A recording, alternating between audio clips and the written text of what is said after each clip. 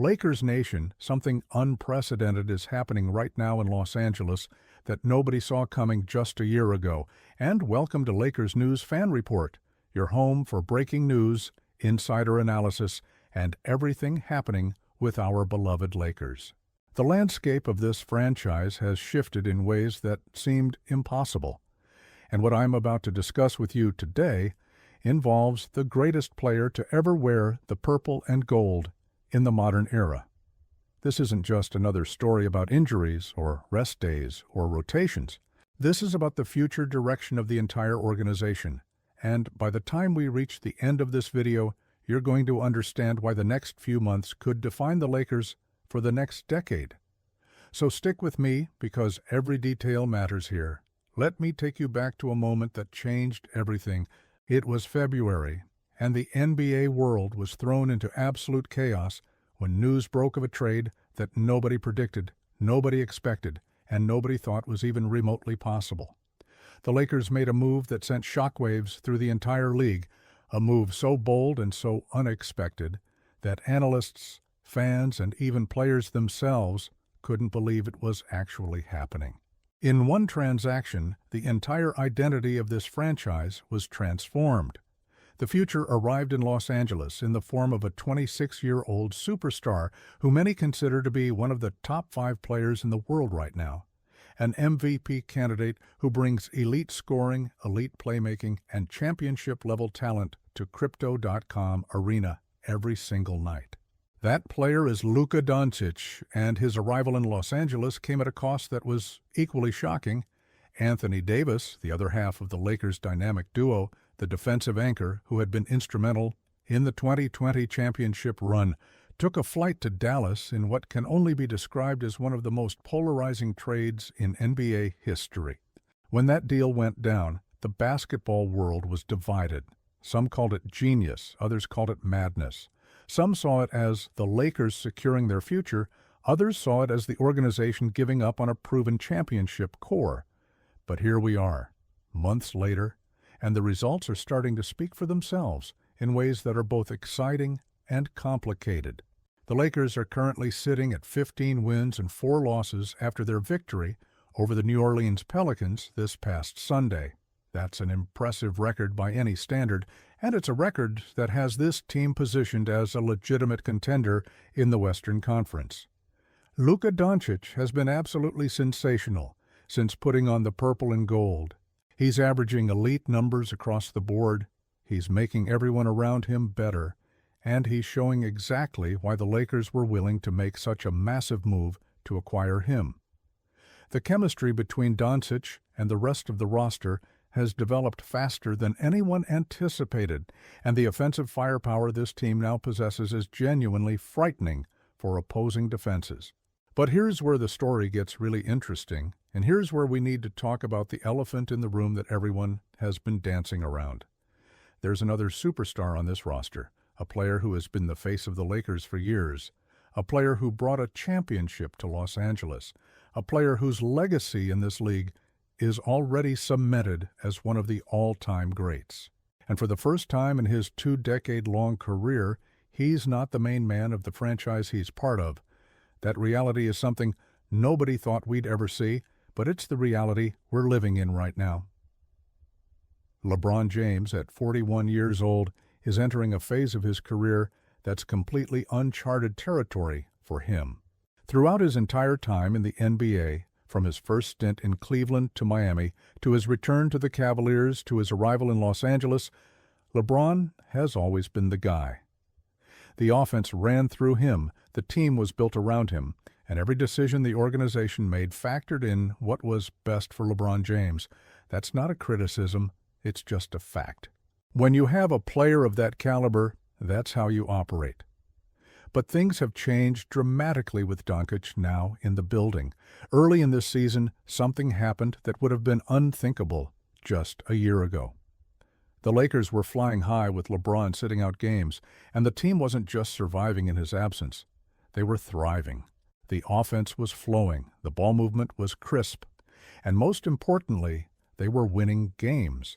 That left many people, including analysts, fans, and probably even some within the organization, wondering where exactly LeBron fits into this new structure. It's a legitimate question that deserves serious examination. Stephen A. Smith, one of the most prominent voices in basketball media, recently addressed this situation in a way that got a lot of attention. Now, Stephen A. and LeBron have had their differences over the years. They've had their disagreements and their public back and forths. But on a recent appearance, Smith made some comments that cut right to the heart of what's happening with the Lakers right now. He acknowledged that LeBron, even at 41 years old and dealing with sciatica issues in his left leg, can still come back and average above 20 points per game. That's not nothing. That's still elite production from a player his age, and it shows that LeBron's game hasn't completely fallen off a cliff. However, Smith also said something that's going to be controversial, but needs to be discussed openly and honestly. He stated that if the Lakers had a choice, they would trade LeBron James, not because his game has deteriorated beyond usefulness, not because he can't contribute to winning basketball, but simply because of his age and because the franchise now has Luka Doncic as their future. Smith's exact words were that Luka is 26 years old and represents the future, while LeBron is 41 and on his way out in the next year or two. He emphasized that this isn't about LeBron's game. It's purely about his age and the timeline the organization is now operating on. Let's break down what that actually means for the Lakers moving forward. Luka Doncic is in his prime right now. He's at the perfect age where he's experienced enough to lead a championship team, but young enough that the Lakers can build around him for the next decade. That's an incredibly valuable position to be in as a franchise. You have a generational talent who's just entering the peak years of his career, and you have the opportunity to construct a roster that maximizes his abilities for years to come. That's the kind of foundation that championship dynasties are built on.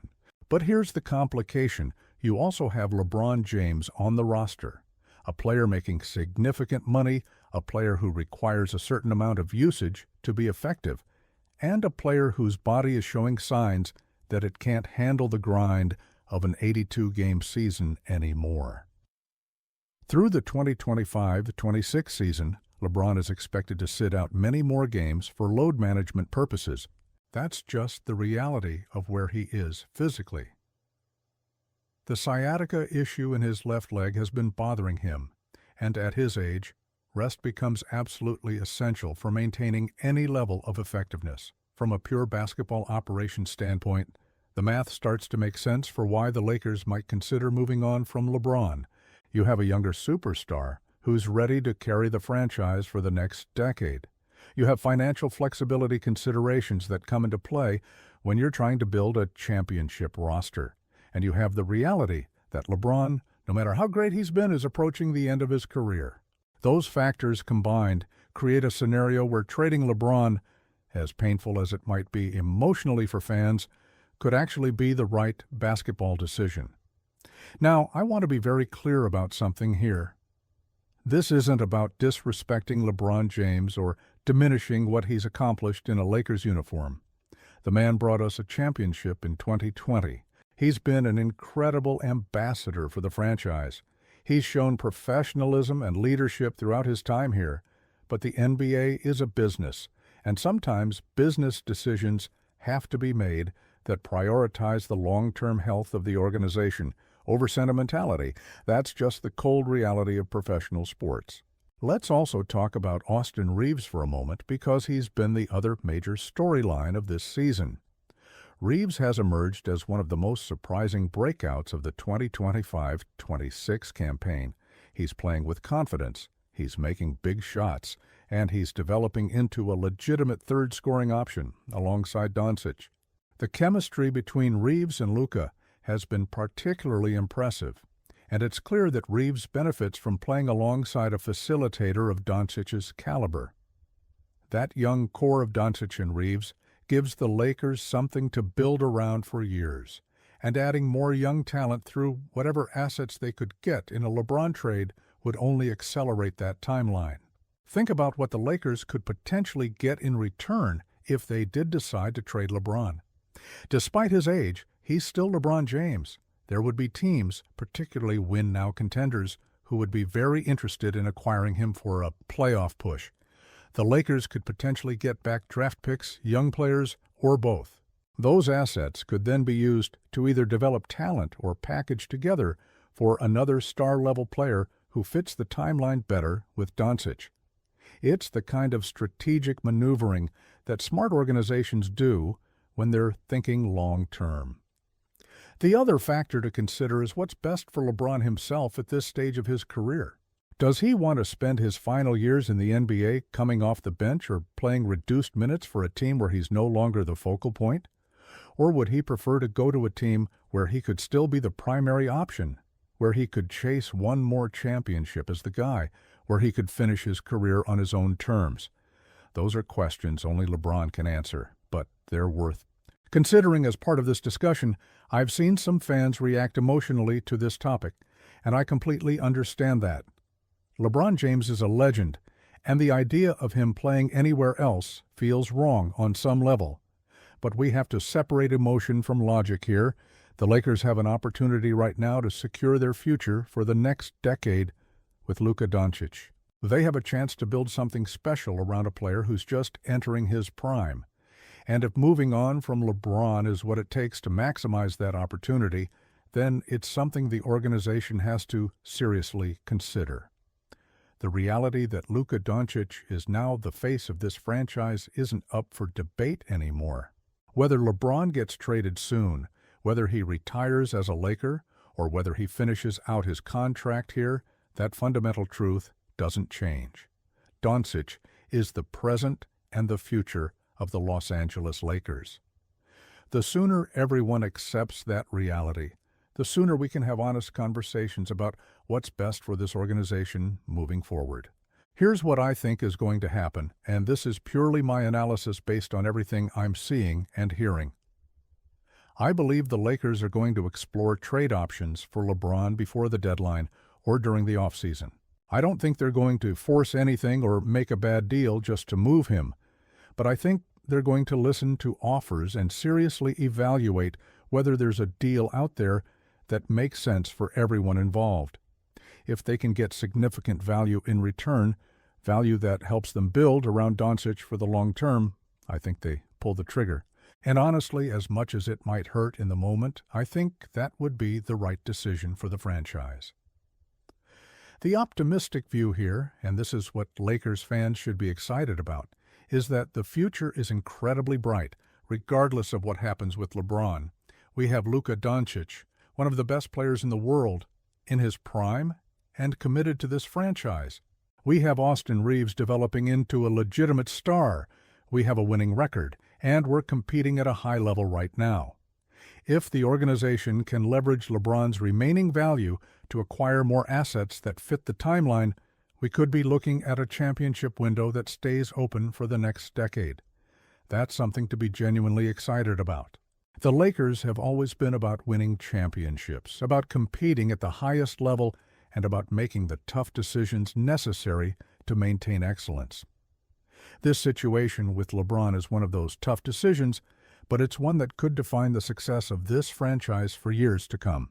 As fans, we have to trust that the organization is going to do what's best for the long-term health of the team, even if that means making moves that are difficult emotionally.